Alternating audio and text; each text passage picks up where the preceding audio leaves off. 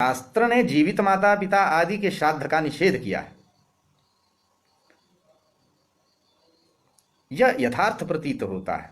किसी के पिता मर गए हैं, पितामह भी मर गए, परंतु पितामह जीवित है, ऐसी स्थिति में व्यक्ति श्राद्ध करे, किसका ना करे, किसका करे, किसका ना करे, इसका स्पष्टीकरण करते हुए शास्त्र ने यह कहा है कि श्राद्ध मृत पिता और मृत प्रपितामह का करे, पितामह का नहीं जो कि अभी जीवित है। पितामह का श्राद्ध इसलिए निषिद्ध किया वहां कि वे अभी जीवित हैं, मृत नहीं है।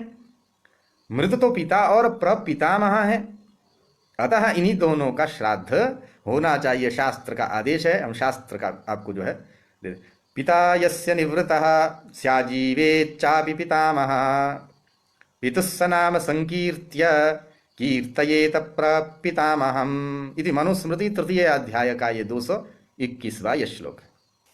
अतः पितर इस पद में श्रुति स्मृति इत्यादि जहाँ पुराणादि में जितना भी वर्ण पितर के विषय में विशेषण आदि उपलब्ध होता है वो मृत पितरों के प्रति होता है, श्राद्ध भी उन्हीं के लिए होता है, जीवित के लिए नहीं। यह विषय जो है सब प्रमाण यहाँ स्पष्ट होती है।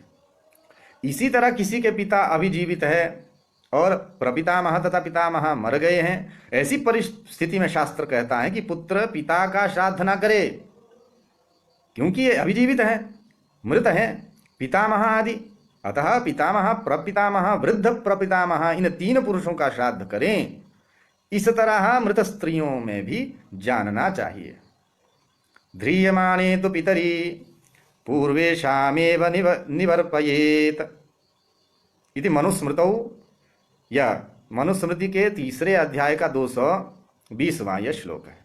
अतः भ्रम में नहीं रहना चाहिए, सब प्रमाण विषय को समझिए, जानिए और उस पर आचरण करिए। इस शास्त्र का तात्पर्य है कि जीवित माता पिता के श्राद्ध के निषेध में 3 पीढ़ी ही पर्यवसित होता है।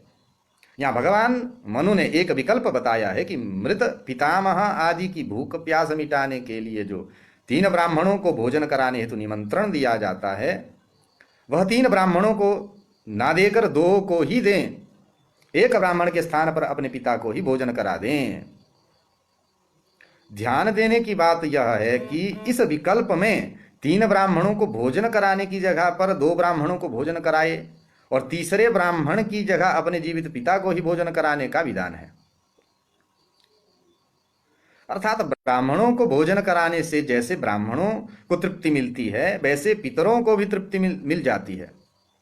वैसे पिता को भोजन कराने से भी पितरों की तृप्ति संभव है, किंतु इस विकल्प में यह सिद्ध नहीं होता कि जीवित पिता का श्राद्ध शास्त्र सम्मत है, क्योंकि यहाँ पिता को ब्राह्मणों की जगह पर भोजन कराया जा रहा है, ना कि उनका श्राद्ध किया जा रहा है।